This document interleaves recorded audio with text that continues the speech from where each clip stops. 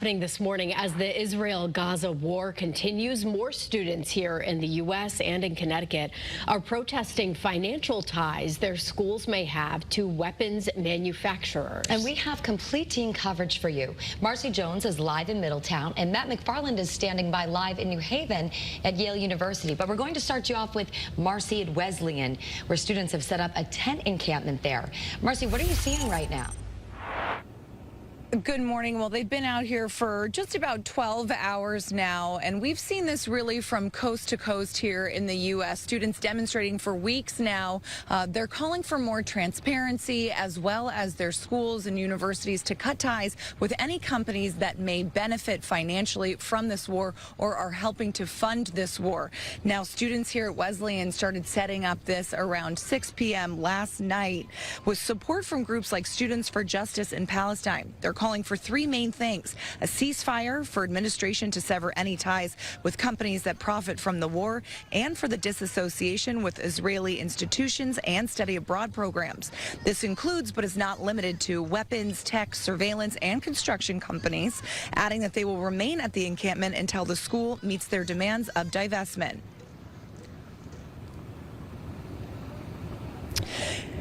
Now, we do have a statement reading in part from the university. A group of student protesters peacefully assembled near the center of the Wesleyan campus. The university is closely monitoring the situation to ensure the safety of all members of the university community. The university will not tolerate violence or intimidation. Back out here live, we're going to head on over to Matt McFarland, who is in New Haven at Yale University. Hey, Matt, what are you seeing over there?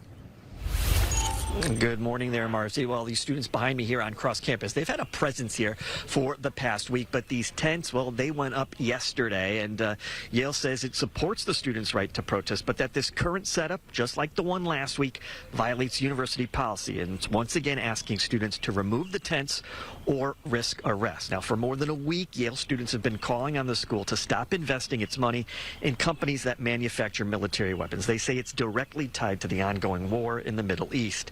Sunday afternoon, many of those students joined with hundreds of pro-Palestinian protesters on the New Haven Green, taking to the downtown streets and calling for a ceasefire in Gaza.